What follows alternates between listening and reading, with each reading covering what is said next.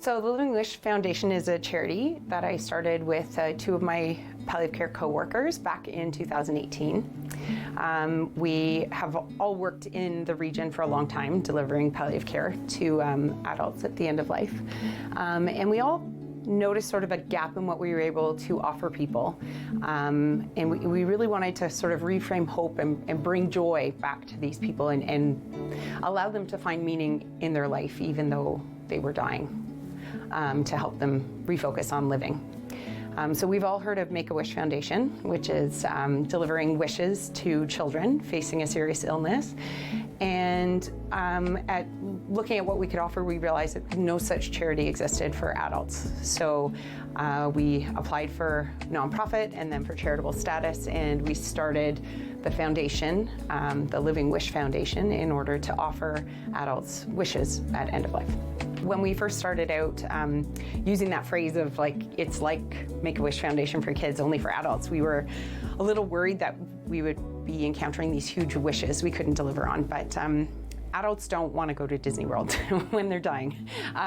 In fact, what we were amazed by is the simplicity of these wishes and the variety and breadth of requests that we get in. So a lot of things are just family, spending time with family, going home to see the cottage one last time, having a meal with all the cousins, seeing your granddaughter's wedding. And logistically, it's just really hard to make some of these things happen for families when they're already grieving and they're living anticipatory grief and they're struggling with all the medical stuff and logistics and their loved one is bedbound. It makes these simple things seem completely impossible. And when we have a team of people who are there to make it possible, it's just amazing what joy that can bring to the whole family. So oftentimes it'll spark during a conversation. A patient will allude to something they wish they could do, or something that brought them joy, or something that they're looking forward to or they're hopeful for.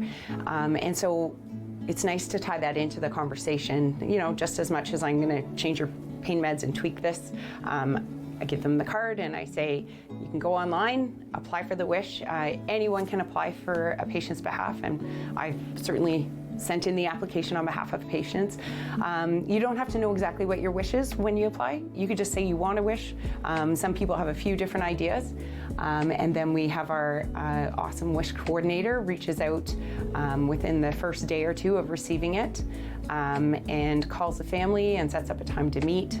And then talks through logistics and what the wish might be and how to make it happen. In terms of executing the wish, we were gifted by the County of Simcoe a transport vehicle. It has our logo on the side, and it can accommodate a stretcher or a chair. And so we have a great team of volunteers who drive the transport vehicle for us. We have a huge pool of volunteer nurses who will accompany patients on the wish. And so we can, we've driven people all over, up north to the cottage, down to Hamilton. So it's great to have that vehicle. We also, sometimes bring things into hospice locally, bring families in, bring meals in. We've done that at the hospital and at patients' homes. So really we accommodate the wish wherever it works. My name's Heather Brown. I'm the wish coordinator at the Living Wish Foundation. So I help make the wishes happen. One of the most recent wishes, we had Alyssa talking about that we have that transfer vehicle, but sometimes, our patients are well enough to transfer themselves. So recently we had a patient who wanted to take a final ride in his Velocity yellow Corvette. So taking a trip, down through the area, down through Beaver Valley, up over Blue Mountains, through some of the spots that were important to him and his wife and to the local Corvette crew that they tour around with. So that was, a beautiful wish to witness happen. Myself and another member of the Living Wish team were able to get in the ambulance and follow behind them on their route, and watching, the camaraderie on the road, and, people waving them on, and people, even acknowledging that this what it was, and making space for us to all turn together and stay together as a group, was a beautiful thing to witness, So It was beautiful that, the people who were there got the enjoyment, but there's a ripple out effect. When people, even just watching us drive around, seeing the Living Wish logo on the ambulance following up, they kind of have a sense of, the magnitude of what this means, right, and what's happening here. So that was a really beautiful wish, and one that I was really fortunate to be able to attend to as well. One of the beautiful things too that happens on a wish, and they spoke to this at this wish too, the gentleman and his wife, was that there's sometimes more wishes being granted than just the one that we get a request for, right? So on that day, there's multiple wishes because people were a part of something with this person, right? They get a lasting memory. It's just as much that it is about the wish itself, but the legacy that leaves behind and that other people get to hold on to too, right? It's beautiful in a larger capacity than just the simple request itself.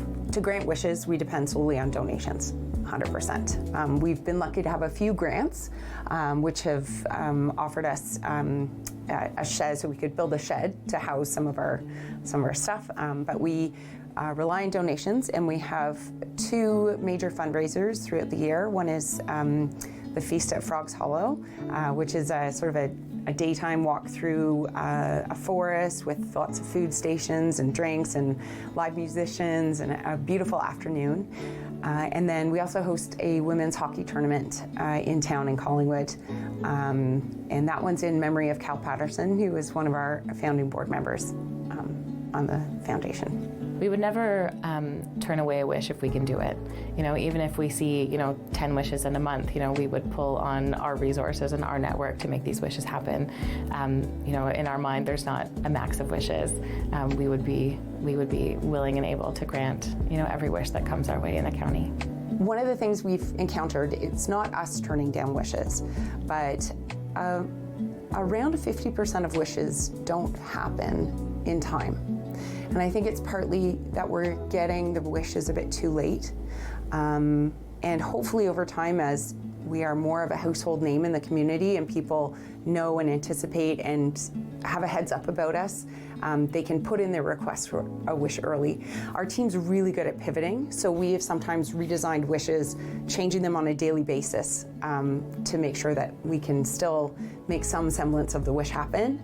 And we've found that even just the process of talking about the wish and thinking about it and offering it brings a lot of joy to the families. Even if the initial concept of what the wish would be doesn't happen, the whole journey itself, reframes hope and reminds people that they're living even though they might be dying.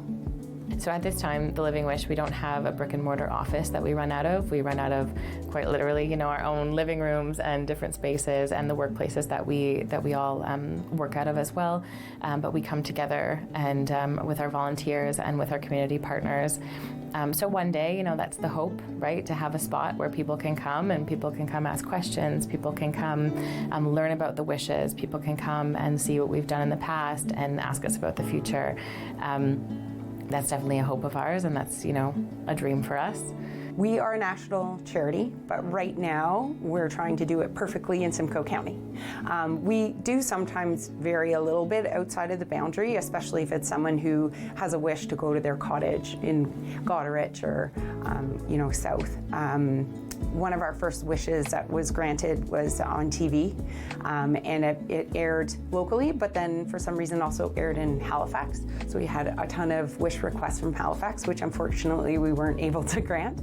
But otherwise, we don't turn down wishes. We grant every wish that comes in because we have the capability to do so, and that's our mission. Yeah, so as far as, the scale of some of the wishes too, we tend to get, we get big wishes, we get small wishes, and sometimes with the bigger wishes, it does take a little bit more time to resource and to prep and to plan and get things going.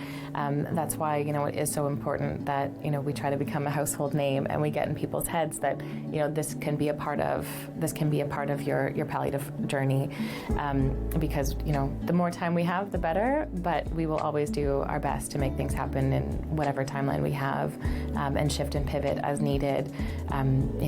more often than not, or I mean, I can't think of an example where people didn't, but people have always been, willing to pivot with us and happy to, shift and work with us while we're trying to make a wish come true. So our vision is a world where everyone gets to benefit from the joy of one last wish. And what our wish is that word spreads throughout the county that this is available to everyone who's eligible. So really, we just want more and more wishes from patients.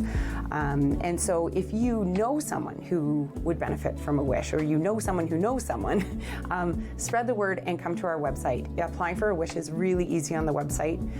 Also on the website, you can donate, and you can also sign up to be a volunteer, and you can hear about the events and buy tickets to the events as well.